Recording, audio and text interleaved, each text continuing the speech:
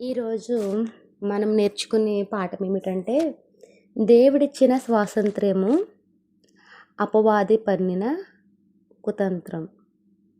దేవుడిచ్చిన స్వాతంత్రం, అపవాది పన్నిన కుతంత్రము.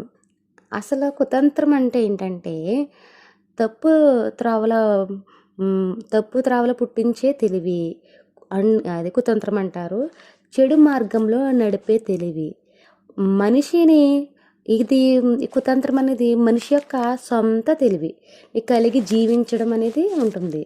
అయితే దేవుడిచ్చిన స్వాతంత్రం అనగా స్వేచ్ఛ. ఒక మనిషి బ్రతకడానికి స్వేచ్ఛను అనేది దేవుడిచ్చాడు. ఏంటి స్వేచ్ఛ అనగా స్వీయ. అయితే ఈ స్వాతంత్రం దేవుడు ఎందుకు ఇచ్చాడు అంటే, తన బిడ్డలైన వారు స్వతంత్రులుగా ఉండాలి, స్వేచ్ఛగా ఉండాలి అని దేవుడు ఈ భూమి మీద పుట్టించడం అనేది జరిగింది. ఈ భూలోకంలోకి వస్తున్న ప్రతి ఒక్కరు కూడా దేవుని గురించి తెలుసుకోవాలని, ఫ్రీడమ్ అంటే ఒక స్వాతంత్రం అనేది దేవుడు ప్రతి మానవునికి దేవుడు ఇచ్చాడు. అయితే ఈ స్వాతంత్రం వలన దేవుడిచ్చిన స్వేచ్ఛని దేవునికి వినియోగిస్తున్నారా లేదా, లేకుంటే దేవుడు ఇచ్చాడు కదా మనకు స్వాతంత్రము, మమ్మల్ని స్వేచ్ఛగా తిరగమన్నాడు కదా అని దేవునికి హేయమైన క్రియలు చేస్తూ, లేకుంటే దేవునికి విరోధంగా ఉంటున్నారా నేడు సమాజంలో మానవాళ్ళు అనేది ఈరోజు మనము చూద్దాము. అయితే రెండవ కొరింథీయులకు రాసిన పత్రిక 3వ అధ్యాయము 17వ వచనం మనము చూసినట్లయితే, ప్రభువే ఆత్మ, ప్రభు యొక్క ఆత్మ ఎక్కడ ఉండునో అక్కడ స్వాతంత్రం ఉండును. ఏంటండి, ప్రభువే ఆత్మ, ఆత్మస్వరూపి, తన ఆత్మ మనలో జీవిస్తుంది, అదే పరిశుద్ధాత్ముడు. అయితే ఇక్కడ ప్రభువే ఆత్మ, ప్రభు యొక్క ఆత్మ ఎక్కడ ఉండును అక్కడ స్వాతంత్రం ఉండును.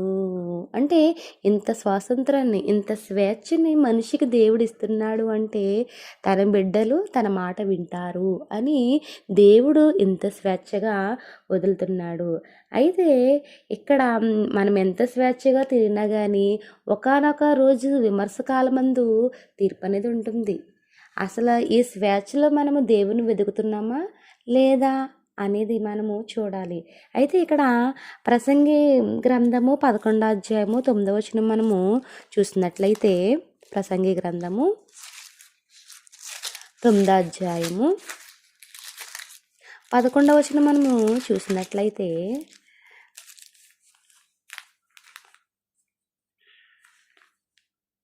11వ అధ్యాయము 9వ వచనం మనం చూసినట్లయితే, యవ్వనుడా నీ యవ్వనమందు సంతోషపడుము, నీ యవ్వన కాలమందు నీ హృదయము సంతుష్టిగా ఉండనిమ్ము, నీ కోరిక చెప్పునను నీ దృష్టి యొక్క ఇష్టము చెప్పునను ప్రవర్తింపుము. ఏంటి, యవ్వన కాలంలో ఉన్నారు ప్రతి ఒక్కరు. అంటే ప్రతి మనిషి కూడా ఈ భూలోకానికి వచ్చి స్వేచ్ఛగా సంతోషిస్తూ ఉన్నాడు, సంతోషంతో తన కాలాన్ని గడుపుతున్నాడు, సంతుష్టిగా ఉంటున్నాడు. అయితే నీ కోరిక అంటే ఎవరు ఇష్టం వచ్చినట్లు వారు బ్రతుకుతున్నారు. ఈ భూమి మీదకి వచ్చిన ప్రతి ఒక్కరు కూడా ఎవరికి నచ్చిన బాటలో వారు ఉంటున్నారు, ఎవరికి నచ్చిన త్రోవలో వాళ్ళు నడుస్తూ ఉంటున్నారు. అయితే ఇక్కడ ఏమంటున్నాడంటే, నీ కోరిక చెప్పునను నీ దృష్టి యొక్క ఇష్టము చెప్పునను, నీ ఇష్టము, నువ్వు ఎలా బ్రతకాలనుకుంటే అంత స్వేచ్ఛగా నువ్వు బ్రతుకుతున్నావు, నువ్వు అన్నీ సంపాదించుకుని అన్నీ బాగానే ఉన్నాయి, కానీ నీ ఇష్టము చొప్పునను ప్రవర్తించున్నావు. అయితే వీటన్నిటిని బట్టి దేవుడు నిన్ను తీర్పులోనికి తెచ్చినని జ్ఞాపకం ఉంచుకొనుము. ఎంత స్వేచ్ఛగా మనం బ్రతికినా ఇక్కడ దేవుడు మనకి స్వాతంత్రం అనేది ఇచ్చాడు, స్వేచ్ఛగా బ్రతకమని ఈ భూలోకాన్ని ఇచ్చాడు దేవుడు మనకి. అయితే మనము ఇక్కడ ఎంత స్వేచ్ఛగా బ్రతికినా కానీ, మనకు నచ్చినట్లు మనం బ్రతికినా కానీ ఒకనొక రోజు ఒక తీర్పు దినం అనేది ఉంది. అప్పుడు మనము ఈ భూమి మీద ఎలాగో ప్రవర్తించామో అక్కడ తీర్పులోనికి తీర్చబడుతుందని ఒక మాట అనేది మనకి గుర్తుండాలి. అదే చెప్తున్నాడు ఇక్కడ.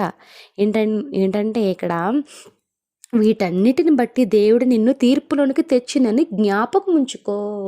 నువ్వు ఎలా బ్రతికినా కానీ నీకు జ్ఞాపకం అనేది ఉండాలి, తీర్పు అనేది ఉండాలి. మనము ఈ భూలోకంలో దేవుడు మనకు స్వేచ్ఛనిచ్చాడంటే మనము దేవుని కోసం బ్రతకాలి. మన పనులు మన సొంత పనులు మనం చేసుకోకూడదు, మనకి ఇష్టం వచ్చినట్టు మనం బ్రతకకూడదు. మనము దేవుని ఇష్ట ప్రకారం మనం బ్రతకాలి. యేసుక్రీస్తు ప్రభువారు అన్నారు ఏంటి, నా చిత్తం చొప్పున నేను రాలేదు, నా ఇష్ట ప్రకారం నేను రాలేదు, నా తండ్రి ఇష్ట ప్రకారం వచ్చాను, నేను నా తండ్రి చిత్తాన్ని నెరవేర్చాను అని యేసుక్రీస్తు ప్రభువారు అన్నారు. యేసుక్రీస్తు ప్రభువారు మానవ రూపాన్ని ధరించి భూమి మీదకి వచ్చారు. అయితే ఆయన ఈ లోకాన్ని జయించారంటే ఈ లోకంలో ఉన్న ఆశలను విడిచిపెట్టారు, తండ్రి ఆశయాన్ని నెరవేర్చాలి అని తను హింస అంటే చనిపోయేంత వరకు కూడా వెళ్ళారు, మరణించారు, ఎన్నో శ్రమలు పడ్డారు. అయితే ఆయన స్వతంత్రంగా ఉండొచ్చు, ఆయనకి ఇష్టం వచ్చినట్టు ఆయన ఉండొచ్చు, కానీ తండ్రి చిత్తాన్ని నెరవేర్చడానికి వచ్చారు కాబట్టి ఆయన తండ్రికి లోబడి ఉన్నారు, తండ్రిని జ్ఞాపకం చేసుకున్నారు.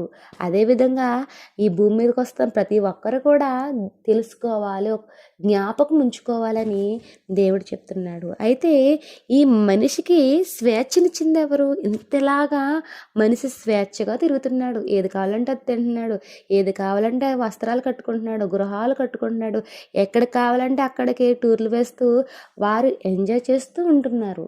అయితే ఈ స్వేచ్ఛని ఇచ్చింది ఎవరు? నువ్వు స్వేచ్ఛగా నీ జీవితం గడుపుతున్నావు అంటే ఎవరి వలన నీకు అనుగ్రహించబడింది?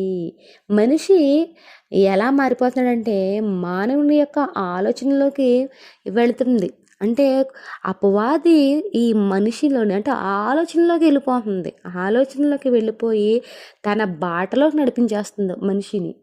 స్వేచ్ఛగా తిరుగుతున్నాడు. అయితే ఆ స్వేచ్ఛగా ఉన్నప్పుడు మనిషి యొక్క మనసులోనికి ఏంటి, ఆలోచనలోనికి, తలంపులోనికి అపవాది వెళ్ళిపోతుంది, అపవాది పన్నుతుంది కుతంత్రము. అందుకనే కదా అవ్వమ్మ గారు ఒక్కరే స్వేచ్ఛగా ఉన్నారు, ఆదాము గారు లేరు. అయితే అవ్వ స్వేచ్ఛగా ఉన్నప్పుడు వచ్చి అవ్వ పాపంలో పడేలాగా చేసింది. ఇది నిజమా అని. అవునంటారా కాదంటారా? అయితే ఇక్కడ ఈ స్వేచ్ఛగా ఉన్నప్పుడు అపవాది పన్నుతుంది, కుతంత్రాలు పన్నుతూ ఉంటుంది. ఆ కుతంత్రాల్లో చాలామంది పడిపోతూ ఉంటారు.